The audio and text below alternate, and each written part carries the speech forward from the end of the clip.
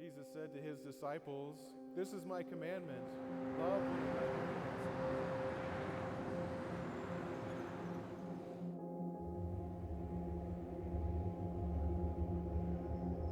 So it's been a blessing for people. It's a very good thing to have in the community. There's need for all of these services. You know, people think that in a small town like Sheridan, Iowa, you know, it's like it's not a big city. There's not a lot of homelessness. There's not, you know, but homelessness comes in many different forms. And it's very traumatic for people when they do go through that. So the Interchurch Council is an anomaly for Sheridan.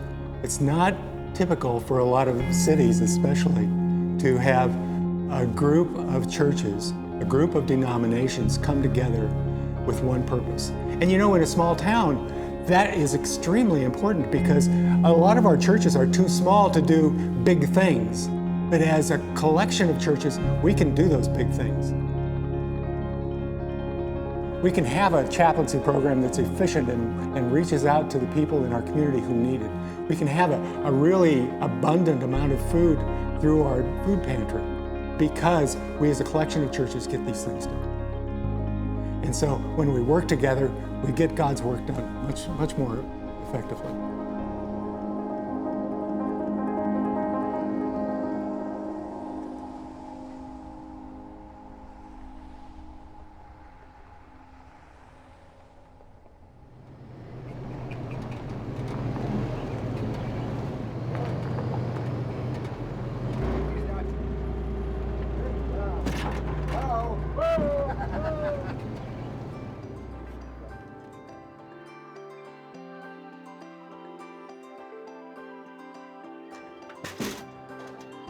Just go a little bit.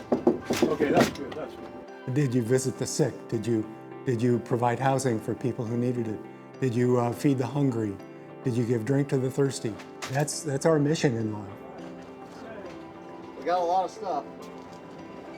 Well, we need some stuff. We want food.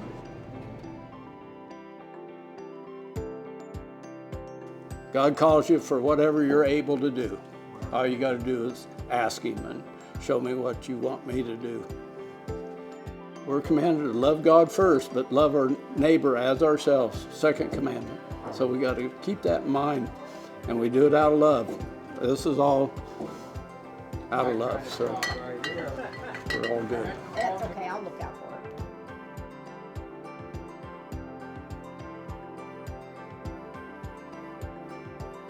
it. We moved here 13 years ago, and probably 12 years ago, I did my first experience with the food pantry. And at that time, we had very little food.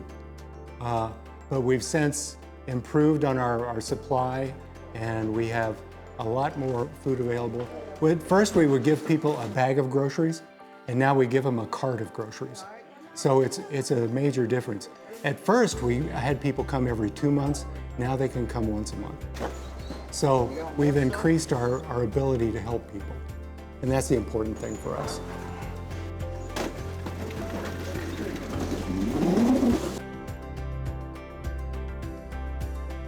And I can't say enough about Hy-Vee.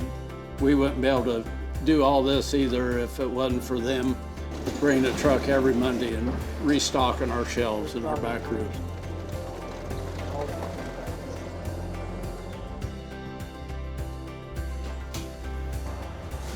That's the measure of a really great society, is how they take care of the poor and how they take care of those who are in need.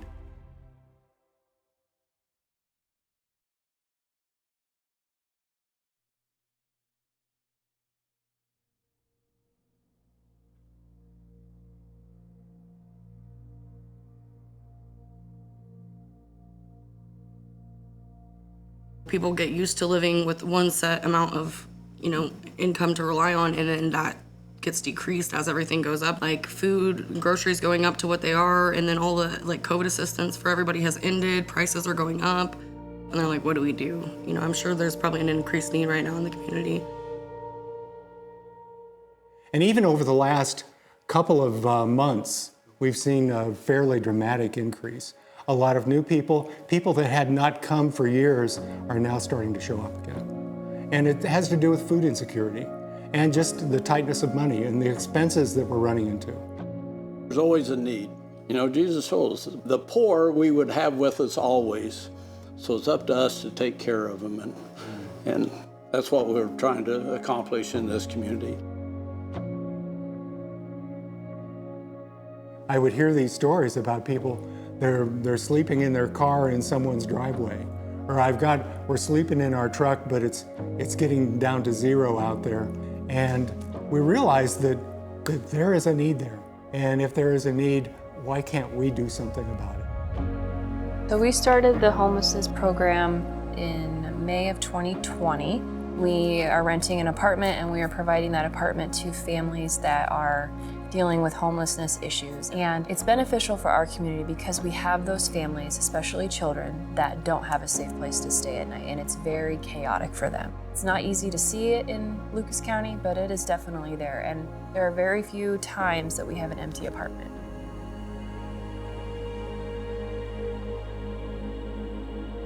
We didn't have anywhere else to go that was close enough by because I was pregnant and I was high risk and had to stay close by to the doctors, and I didn't know what we were gonna do. I just kept praying and praying about it, and she gave us like 3 days to be out by. And you know, I had called every resource I knew and got nothing but dead ends everywhere, and I didn't know what I was gonna do. But I know when I reached out to you, you said, I think I can help. It gave us a place when we really didn't have anywhere. So that was truly a blessing. Apartment's fully furnished, so they don't have to bring everything with them, and a lot of people come with little to nothing anyways. It's a safe place for them to be. We cover the cost of all of the utilities, and we try and provide food for them as well, so that's one less thing that they have to worry about. We can't do everything. We can't fix the problem, but we can certainly maybe give people a hand up to work their way out of whatever circumstances they're under. Sometimes we're just there to listen too. We're not always here to solve people's problems. Sometimes we just need to hear the problems. And we do that a lot with the chaplaincy. When you're in the hospital, you're obviously not feeling good, right? And so the nursing staff is there to help you feel better or help you heal physically, but we also need to think about that spiritual piece too.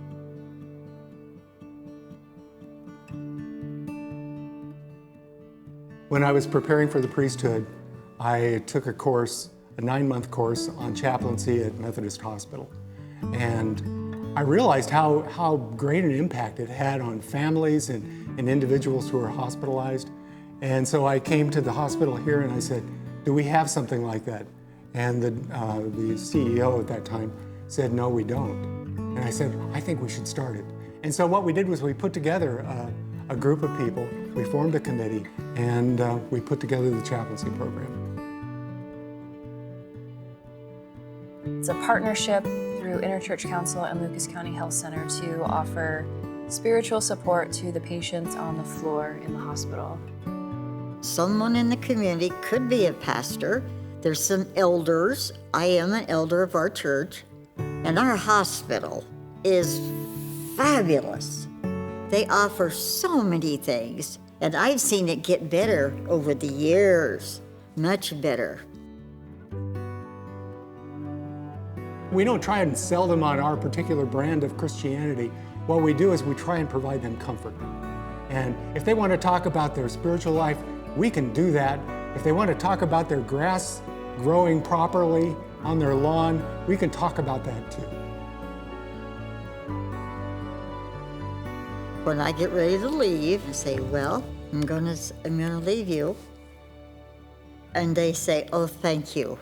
And if I say, you're welcome, I feel like I really done something great for somebody at that time.